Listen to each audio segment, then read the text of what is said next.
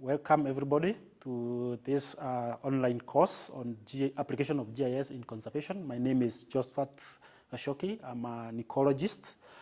So as you've seen the online outline, so we'll have different modules, different sections. So each and every section will be a graduation to the next level. So I'll start with the foundation of conservation, and my colleagues will take up in the different setups on how the conservation is connected to the next one. So maybe the first thing we need to understand is when we're talking about conservation, we are talking about conservation of what?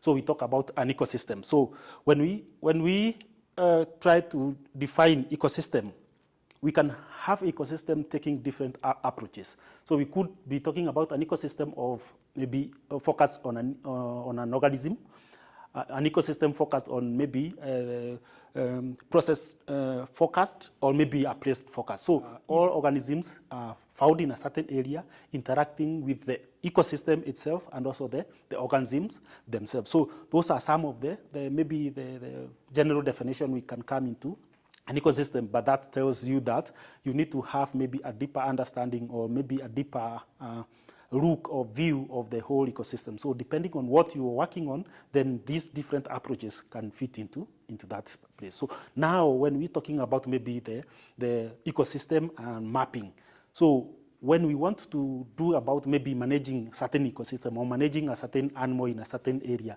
then we need to delineate that area, so that we are able to focus on that without maybe being interrupted by other system in that flow. So the delineation bit of it becomes now the simple maybe definition of mapping. But as the course continues, we'll dive deep into the different aspect of mapping an ecosystem and how that one comes into management of the ecosystem. So to help us maybe reach to that level, we're trying now to come up with a global ecosystem map. So this ecosystem map is trying to see all the ecosystems that are within a country. So we call it wall-to-wall map. So for example, let's say give an example of maybe Namibia. So from the Atlantic side of it up to maybe where it borders the country in the landlocked there. So what are the different ecosystems found in that area? So the map on the global atlas map is now being developed to help us maybe, or to help each and every country know what the ecosystem are there. So in the time you are planning, you'll be able to know what ecosystem are you planning for that aspect.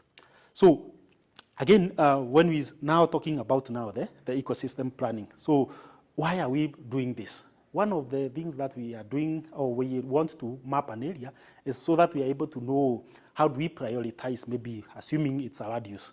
Is this an agricultural land, or this a park, or this a community conservancy? So that one gives you that aspect of mapping an ecosystem so that you're able to know what's be used on this. Again, we can map an ecosystem so that we are able to know what's the biodiversity within that area. So these are some of the examples, but they are not limited to just biodiversity or the land use. It could be even the management bit of it. So those are some of the things that we need to look into so that we are able to tell what's happening in that aspect.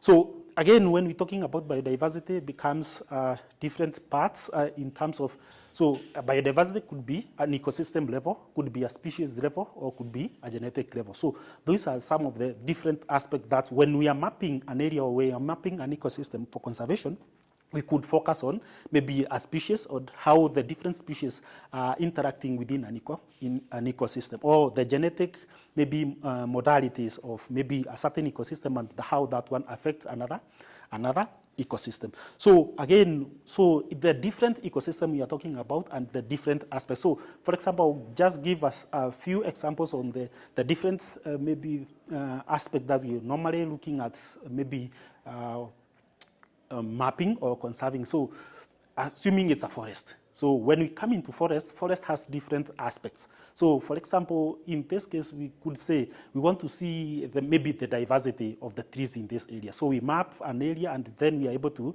delineate or check what's the biodiversity of forest in that place. Another case could be maybe the carbon sequestration within a forest. So you map a forest so that you're able to know what's the the total content of the carbon in that forest. So these are some of the examples that when you are looking at the forest bit of it.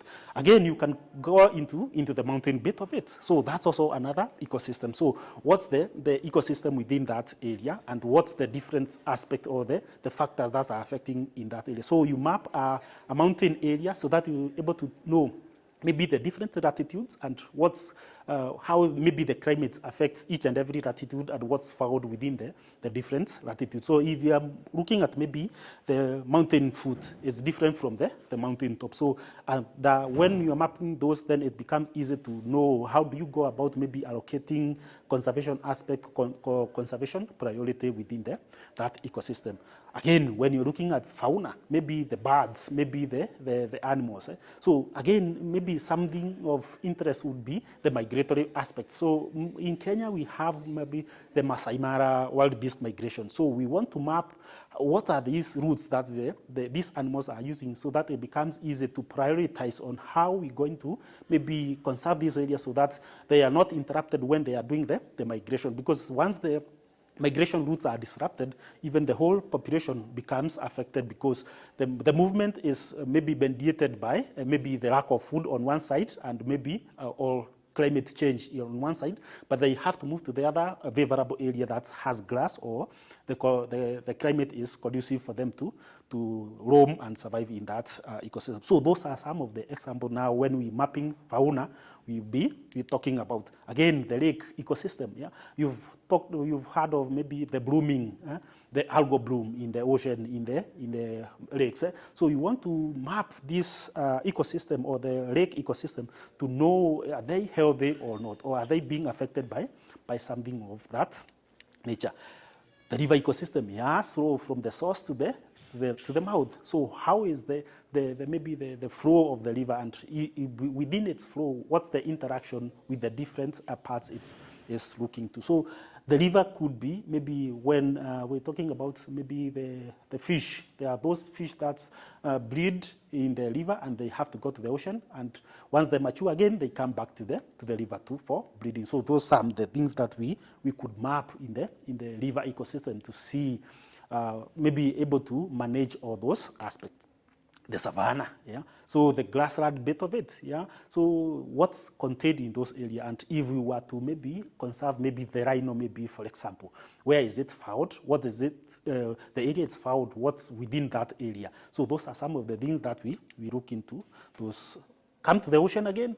The ocean is also a different ecosystem. So you find that there are different parts that we are talking about the ocean and the different aspects. So assuming you're talking about the ocean, from where the river mouth is, or it could be the mangrove aspect of it. So you're moving from the mangroves, you're going to the seagrass, you're going to corals, and you're going to the open sea. So all these, unless you're able to know where they're located and what's the interaction between the different ecosystems, sometimes it can prove challenging to maybe talk about managing it or maybe allocating the different uses of the ocean. So when you are able to maybe map the ocean ecosystem, then you'll be able to allocate the different uses of the ocean into the different part of maybe the management plan. So like now, this decade, we are talking about the ocean spatial planning. So trying to map the ocean and try to plan for the different uses of the ocean. Apart from those, we are talking about maybe, so those which have given are just simple examples of the different ecosystem we are talking about. They are not limited to those, but those becomes like the foundation of the known ecosystem that we can start with, and then maybe try to dig deep into, or dive deep into the different aspects or the different ecosystem that can be found. So I'm talking about the ocean ecosystem. So within the ocean ecosystem, we could maybe map the whole ocean, and then we're talking about maybe the water service.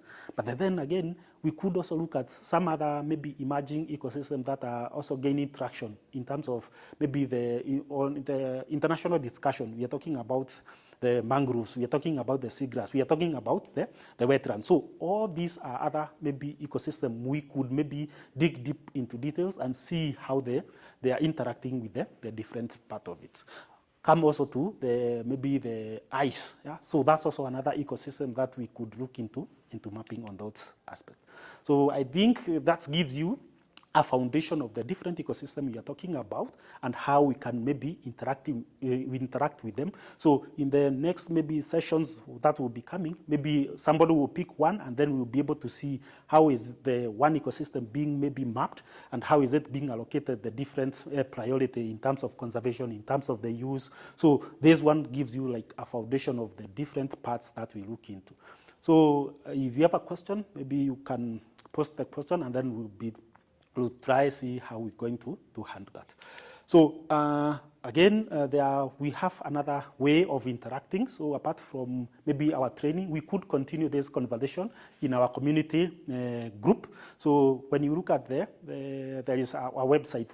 That's the RCOE community. So you go to that website, you'll be able to log into our community where we'll be able to interact with you in different aspects, with different questions asked. Even if it's after 1 week of this maybe session training, we can continue discussing on this and we'll be able to interact on those.